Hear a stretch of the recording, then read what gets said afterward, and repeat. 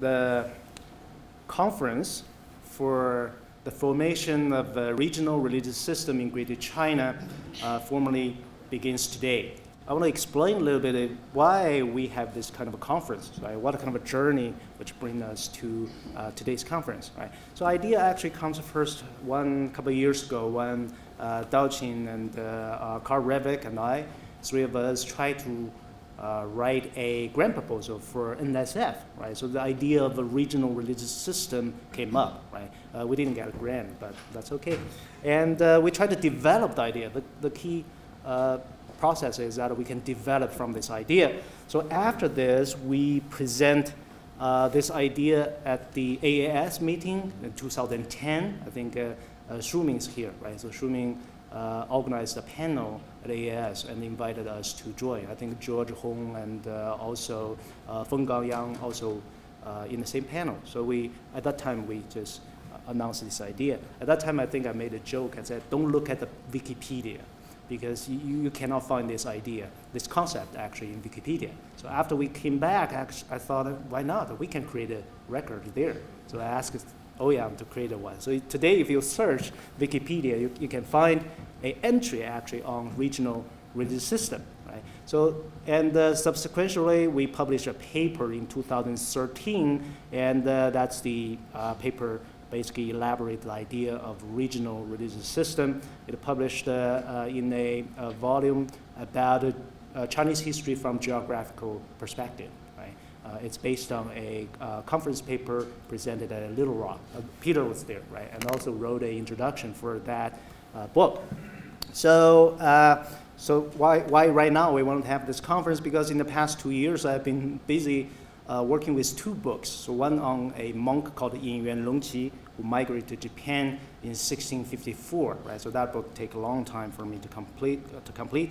And also another book, even more kind of ambitious, is the Buddhist Canon. So we published that this year, early this year as well. So I thought probably it's time for us to revisit this idea we call regional religious system. So here I want to read to you our mission statement. We do have a mission statement, by the way, right? We also have a logo, right? You probably noticed with the RRS logo, we designed that. And the mission statement is a part of my grant proposal for the Jiang Jingguo Foundation. So I'm going to read this, right? So the formation of regional religious system in Greater China Conference aims to provide a new perspective to the old question of regionalism and the localism in Chinese history, thus initiating a renewed research program of historical GIS and the spatial analysis of achieving a more complete consideration of the role of religion in terms of regional formation. The conference theme of RRS is a new concept which reveals a high level of correlation between religious sites and their natural, social, and cultural environments.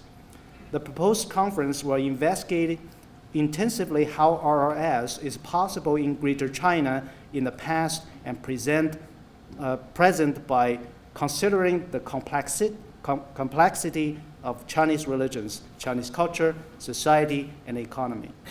The central research question is how RRS interacts with other regional formations of economic, cultural, and social existence, and contributes to the emergence of unique Chinese regionalism, which has shaped Chinese history and continues to influence her future in today's interconnected global settings. So this is the mission statement I wrote, right? So I think today we stick to this mission statement, and we will uphold to this, and also try to develop this further. So that's why we're here, right?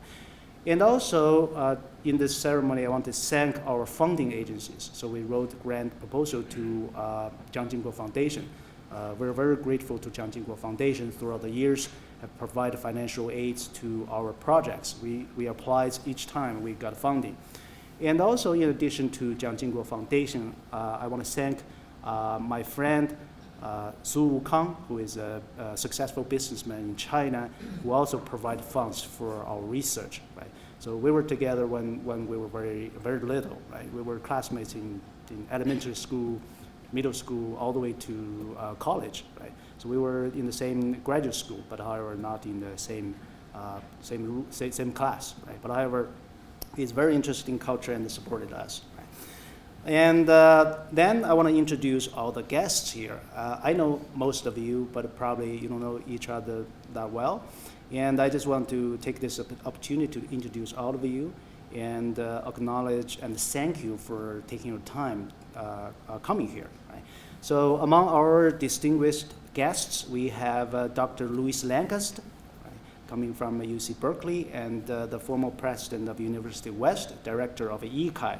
We have Professor Peter Ball, right, coming from Harvard, and Professor Kenny Steen, now from National University at Singapore, and Professor Shuming Bao from China Data Center at the University of Michigan, Professor Fenggang Yang from Purdue University, and Professor Zhang Weiran from Fudan University, and Carl Revick from UC Masset, and Chen Jinhua from University of British Columbia, and Marcus Bickenhammer from Temple University, and Jonathan Petit from also from Purdue, and Joe Chen from Academic Seneca, and also my collaborator Dao Qin from University of Arizona.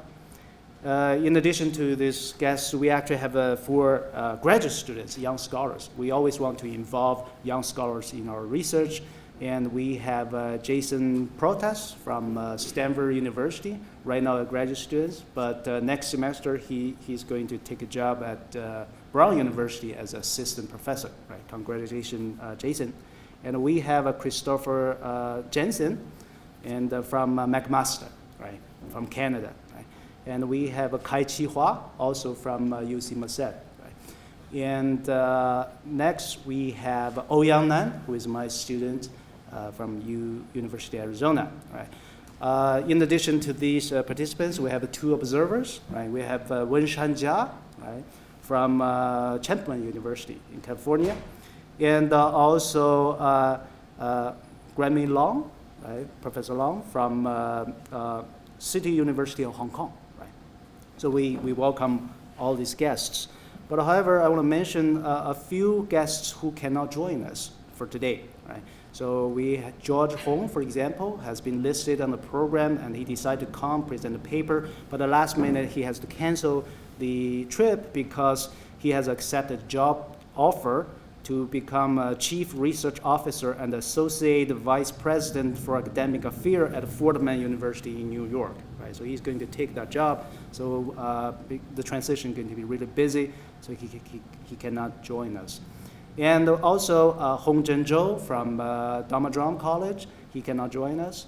And Wei Dedong from Renmin University, he's going to become the director for Confucius Institute at Columbia University, right? So he won't be able to join us.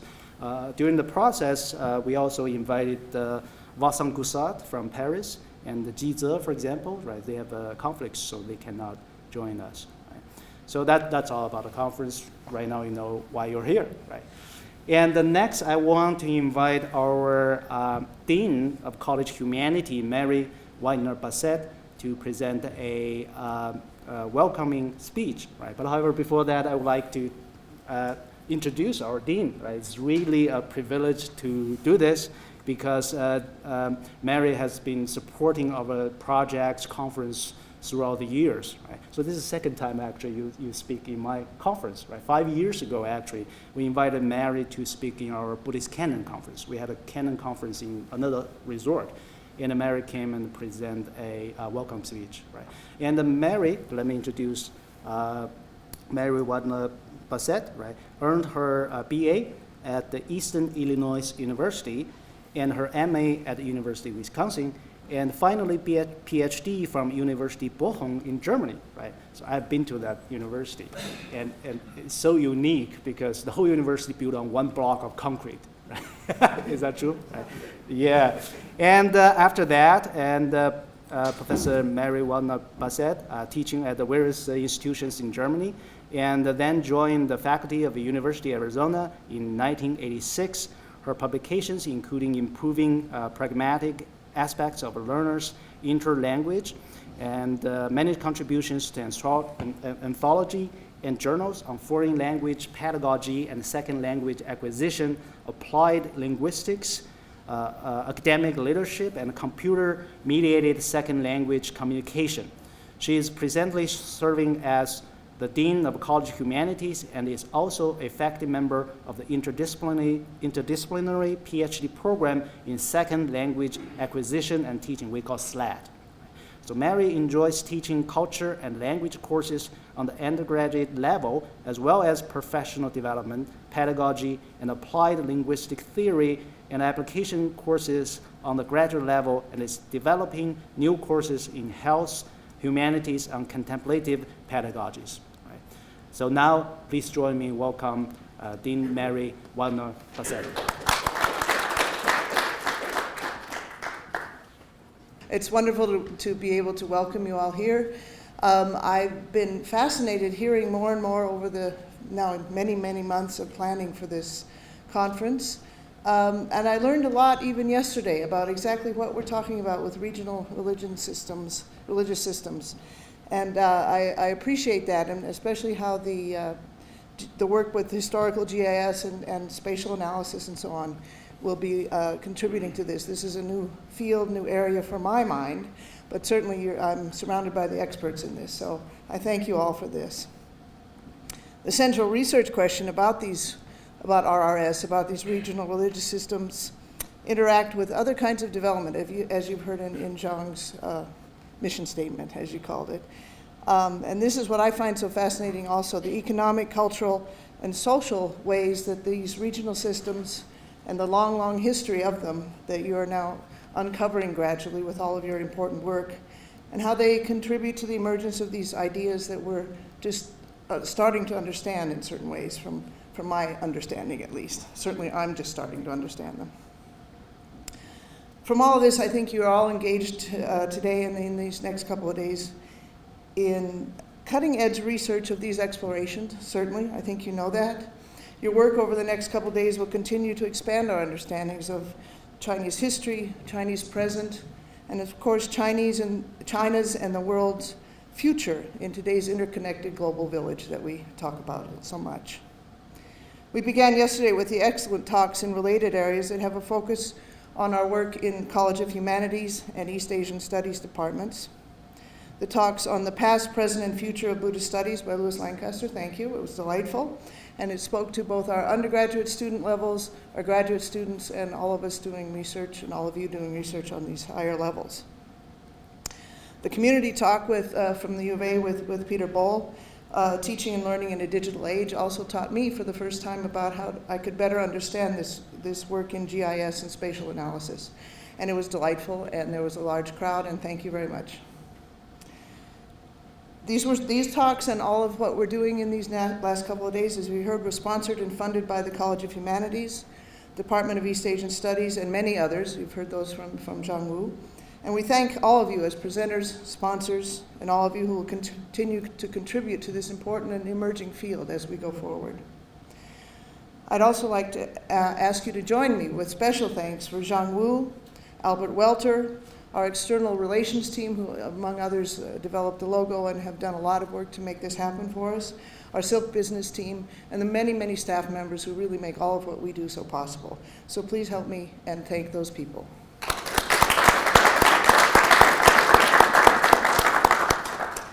Again, my heartfelt welcome to Arizona, to Tucson, to our cloudy day. This is really exciting for us.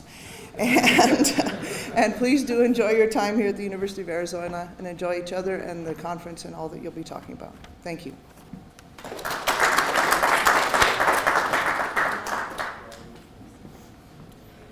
Thank you, Mary, for the welcome speech. Okay. So next we have another speaker. It's also my privilege to introduce our department head, Albert Welter. Right? Albert Welter is a professor and department head of East Asian Studies at the University of Arizona. Her area of academic study is Chinese Buddhism, and his main research focuses on the study of Chinese Buddhist texts in the transition from the late Tang Dynasty, which is 9th century, to the Song Dynasty, which is 10th to 13th centuries. In recent years, he has published several books, right, including Monks, Rulers, and Literati, the political ascendancy of Chan Buddhism, which coming out from Oxford, 2006, Linji Lu, for example, and also the creation of Chan Orthodoxy. And another book on Yongbing Yanshou, who is a Buddhist monk, famous Buddhist monk during the Wu Yue time period. In addition to numerous articles, and he is currently working on 2 projects, the comparative analysis of dialogue records, Yu Lu, right, recorded sayings attributed to Chan masters compiled in the early Song dynasty, and the social institutional history of Buddhism as conceived through a text compiled in the early Song dynasty, which is Zanning's Topical History of Buddhism, right? 大宋僧生僧史略, right? We're so happy to have to recruit Albert from a very cold place called Winnipeg, right? Has anybody have been there? Extremely cold place, right? We're in a very extremely hot place, right? So during the transition, during the 3 years Alberta has been here, we see a lot of changes in the department. Right now we have very strong Buddhist study programs. We have a Buddhist minor, for example, which is perhaps the first in the country. We offer undergraduate students this opportunity to take courses and to become minor in Buddhist studies. And also we have more faculties right now conducting research and teaching Buddhism. Right? So in the future, maybe we can establish a center for Buddhist studies. Right? So this is what we're hoping to. Right? So right now, please join me together. Welcome Albert Welter to deliver a welcome speech. I think, first of all, I'd like to take an opportunity to thank our dean, Mary Wildner-Bassett, who is retiring after, is it 8 years? Yeah, 8 years. She's retiring. She has been a wonderful advocate for East Asian studies. As Jiang alluded to, we have added multiple positions in recent years. I think when I was driving in this morning, I was counting them up, and I think as of next year, we're hiring somebody in Korean linguistics and technology, enhanced language learning. We're doing we're converting a visiting assistant professor to a more permanent position in Chinese religion. We're in the process, and we've hired somebody in Indo-Tibetan Buddhism, which is a cross-appointment between us and religious studies. But counting those 3 additional hires, we will have added 10 faculty in the span of 3 to 4 years. It's amazing, and it's amazing in the fact that we're in a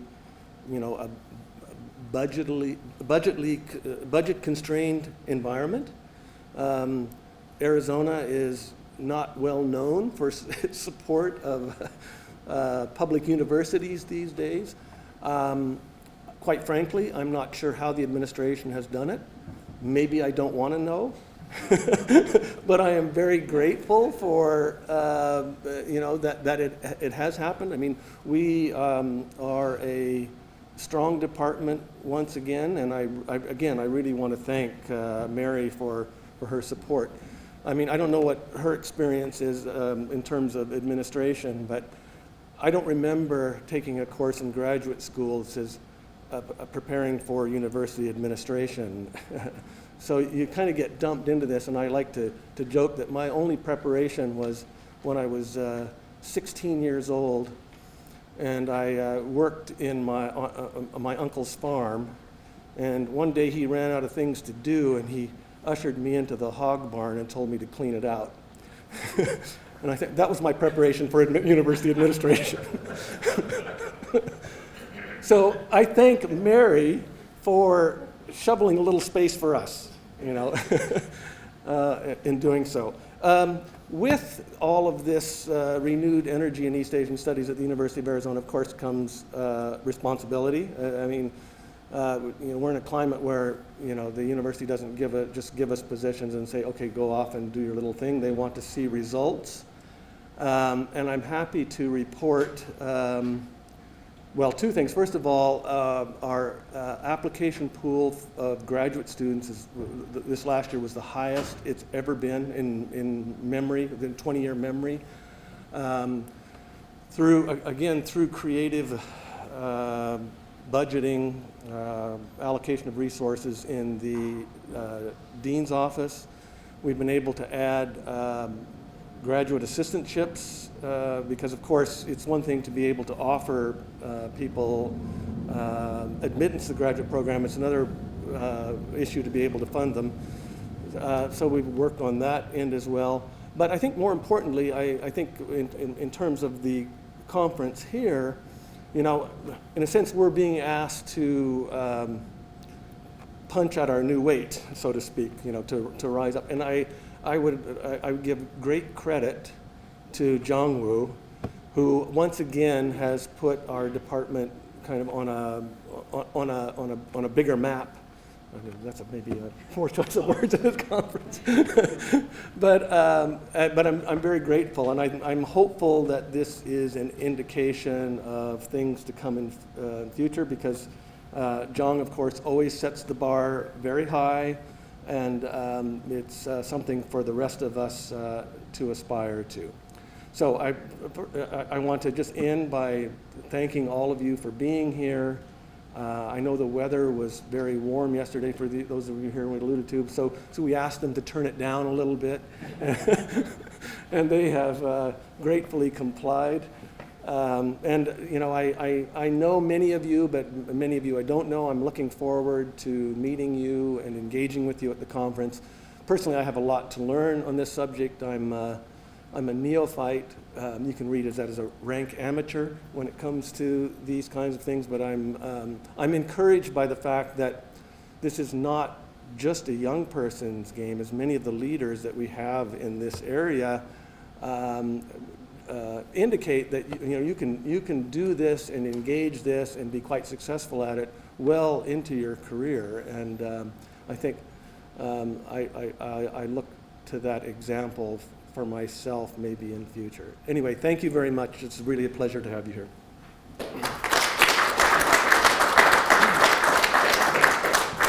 Thank you, Albert. Right, so this concludes our opening ceremony.